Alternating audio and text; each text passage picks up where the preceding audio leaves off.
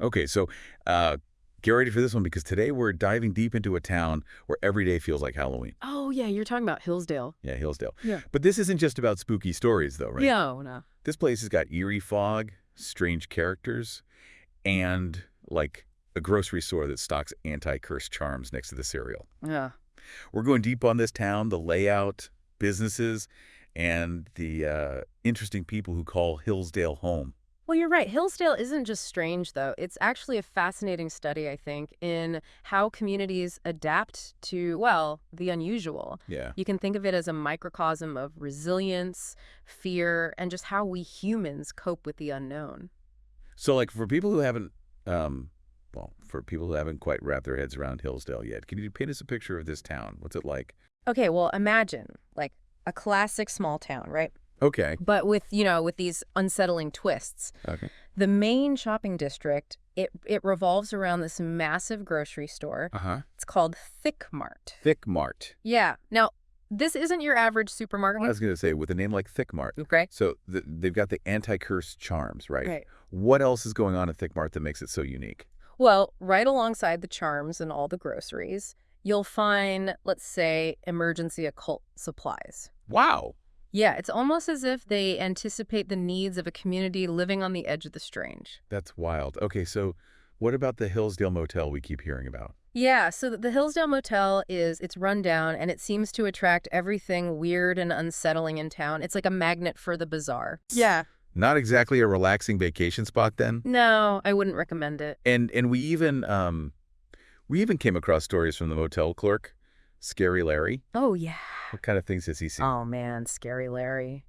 Well, I mean, he claims to have witnessed, like, moving objects, Yeah. heard strange noises, encountered guests who just disappear. Of course. Yeah. Sounds like your typical motel stay. Right. If your motel exists in the Twilight Zone. Exactly. And we can't forget the Hillsdale Cemetery, conveniently located on the outskirts of town. It really adds to that spooky small town vibe. Right. Every eerie town needs a creepy cemetery. Yeah, it's like they're checking off boxes on a haunted bingo card. Exactly. Right. But Hillsdale's more than just, spooky settings, right? Right. What really makes this town fascinating are the people. They're like something out of a David Lynch film. Oh, absolutely. The human element is always the most revealing in any unusual situation, Yeah. and Hillsdale is no exception. Like Old Man Jepson, for instance, this former military guy, he's become, let's just say, deeply immersed in the occult. Yeah, he wanders the Yeah. town ranting about prophecies and an impending darkness. You have to wonder, like, what has he seen? Right. Is it war trauma or something more rooted in Hillsdale itself? It's a blurry line. Yeah. Speaking of blurred lines, what about the Bruxley gang? Oh, boy. We've heard they are quite a handful. Yeah, they're Hillsdale's resident troublemakers. Yeah. Drawn to chaos. They embody, unfortunately, that unsettling truth that prejudice can exist anywhere, Right. even in the strangest of circumstances. Yeah, and they're searching for this guy named Reggie, Right. convinced he's responsible for their former leader's death. But there's more to it than that, right? Right. What's their connection to the dark cult? Well, their potential involvement with the dark cult adds another layer of complexity. It makes you question their motives, suggesting a darker, more sinister element to their actions. The cult's presence in Hillsdale casts a long shadow, literally and figuratively. It's like trying to untangle a spiderweb made of fishing line. The more you pull, the more entangled it gets. Yeah. Besides these unsettling figures, who else stands out in Hillsdale? Well, you've got Sally, the lotto lady. She's taken playing the lottery to a whole new level, spending like days at the slot machines hoping for a big win. Okay. What about Bruce? He's trying to turn his life around at the V-Mart. What makes his story so complicated? Well, Bruce's past as a member of the dark cult, it makes his present very complicated. He's considered a traitor now. So making his attempt at a normal life is, well, difficult. Each character reflects a different response to Hillsdale's strangeness. You have Sally seeking escape, Bruce running from his past, and Old Man Jepson seemingly lost to the darkness. It's as if they're all living on a knife's edge, searching for normalcy in a town that thrives on anything but. But things get even more unsettling in Hillsdale, especially around Halloween, right? Tell us about this Darkness Festival.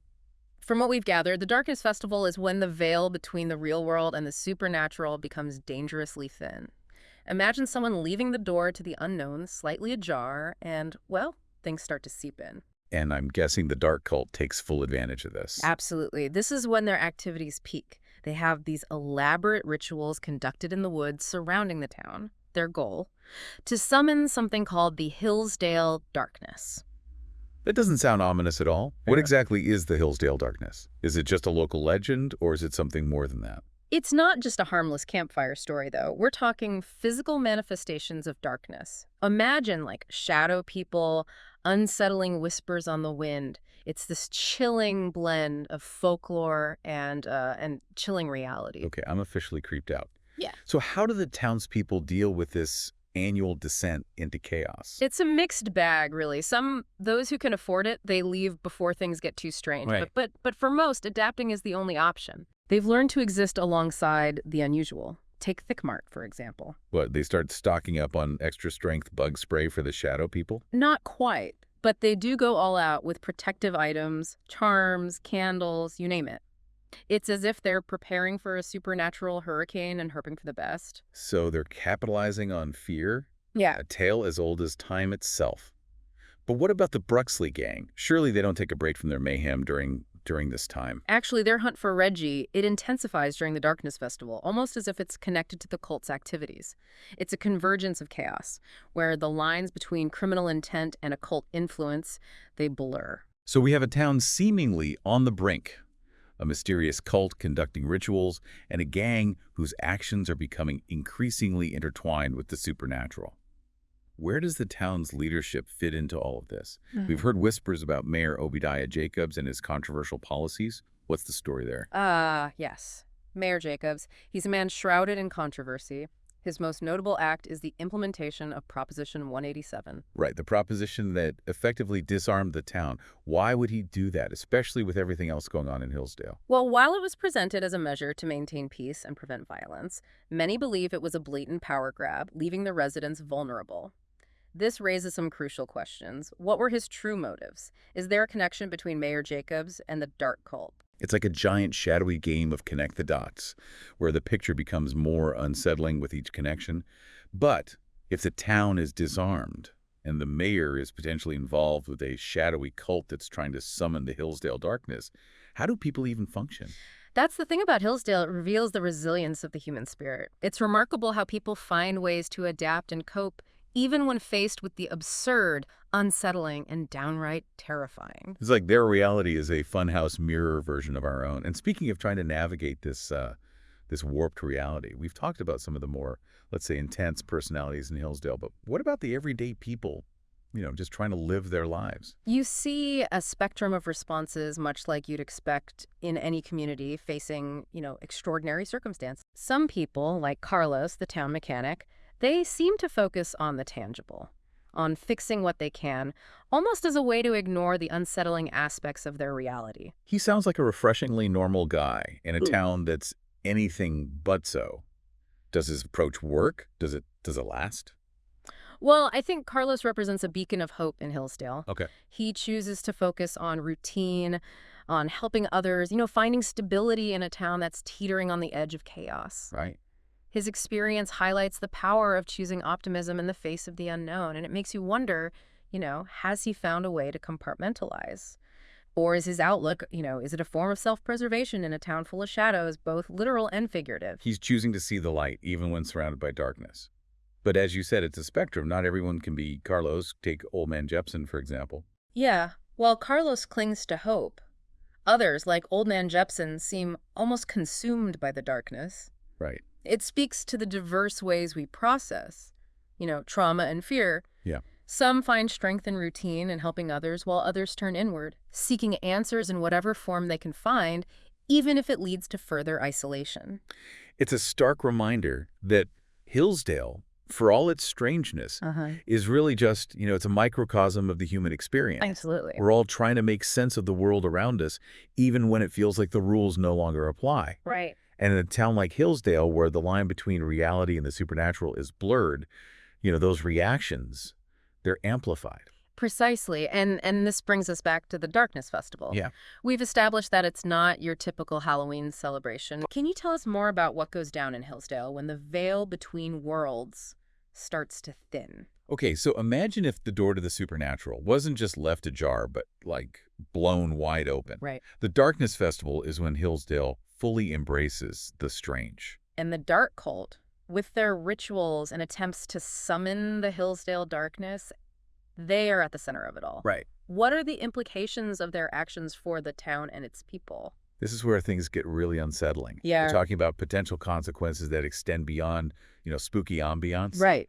Think about the psychological impact on the residents, the potential for manipulation by groups like the Dark Cult, and the erosion of trust in leadership, especially with the mayor's questionable policies. Mayor Jacobs' decision to disarm the town with Proposition 187, while presented as a means to ensure safety, has actually left the residents incredibly vulnerable, especially with, the looming threat of the Darkness Festival and the heightened activity of the dark cult. It's like he handed everyone a flashlight with dead batteries and said, "Good luck out there." Right. What's even more unsettling is how the Bruxley gang's hunt for this Reggie character seems to coincide with the Darkness Festival. Right. What's the connection there? It's a convergence of chaos. Yeah. With the veil between the natural and supernatural thinning, the lines between criminal intent and occult influence, they become increasingly blurred. Right. Is the Bruxley gang's vendetta against Reggie simply a matter of revenge? Or are they pawns in a much larger, more sinister game orchestrated by forces beyond our understanding? The plot thickens, as they say. It does. So we've got a town bracing for the unknown, a mysterious cult conducting rituals, a gang whose actions are intertwined with the supernatural, and a mayor who seems to be making, well, let's just say, questionable decisions. Yeah. How does any of this impact the community as a whole? How do people function? It's fascinating, really. Yeah. Hillsdale becomes a case study in human resilience and adaptation. Okay. We see this in the actions of everyday people like Carlos, who seeks solace in routine and helping others, Right. but also in the way the entire community prepares for the Darkness Festival. You mentioned Thick Mart stocking up on protective items. Yeah. But it's more than just charms and candles, isn't it? Right. It becomes a cultural phenomenon. Okay. Residents share stories, they offer advice, and they prepare for the unknown together. Okay. There's a sense of community, a shared experience of living on the edge that binds them together. Right.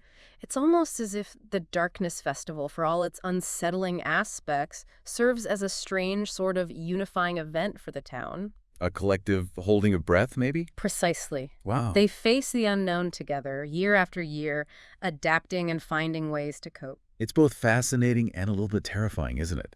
On the one hand, you have this sense of community resilience, but on the other, there's an undercurrent of fear and uncertainty that seems impossible to ignore.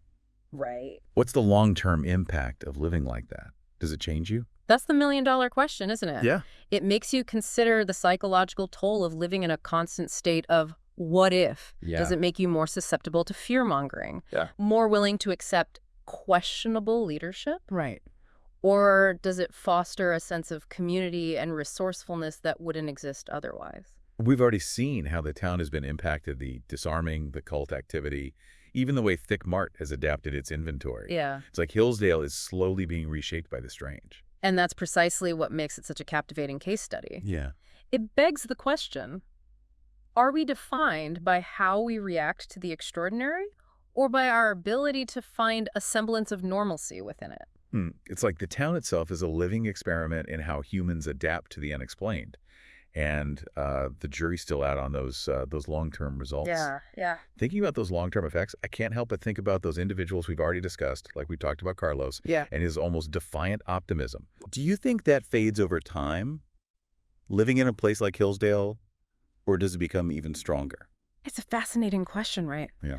Does someone like Carlos, who chooses optimism in the face of fear, does he become a source of strength for others? Or does that constant pressure of the strange wear down even the most resilient spirit?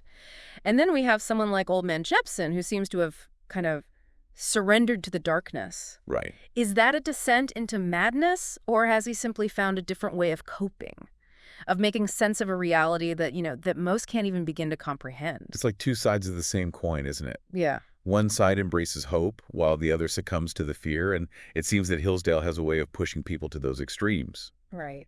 Do you think it's the town itself, or is it something, more inherent in human nature that Hillsdale just amplifies? That's the heart of it all, isn't it? Hillsdale throws into sharp relief the duality of human nature. our capacity for resilience, and our vulnerability to fear. Right? It makes you wonder, are we drawn to the strange because it reveals something about ourselves? Or is it the strange that ultimately shapes who we become? It's a bit of a chicken or the egg scenario, isn't it? Yeah. We bring our own baggage to the unknown, Yeah. and the unknown has a way of unpacking it for us, whether we're ready or not. Yeah. So as we reach the end of our deep dive into Hillsdale, what's the takeaway here? What can we learn from a town that seems to exist somewhere between a nightmare and a dream? Hillsdale, for all its strangeness, it offers us a glimpse into the human condition. Right. It reminds us that even in the face of the unknown, the unsettling, and, well, the downright terrifying, we find ways to adapt, to cope, and to connect. It highlights the power of community, the importance of facing our fears, and I think, the enduring strength of the human spirit. Makes you wonder, doesn't it? If we were to find ourselves in Hillsdale on the eve of the Darkness Festival, what would we discover about ourselves? What choices would we make? And what would we be willing to face, both, within ourselves and in the world around us? That's something to think about. It is. As always, we encourage you to do your own research, explore the sources we provided, and draw your own conclusions. Absolutely. Just maybe don't book that trip to Hillsdale for Halloween. Some mysteries are best explored from a safe distance. Okay, until next time.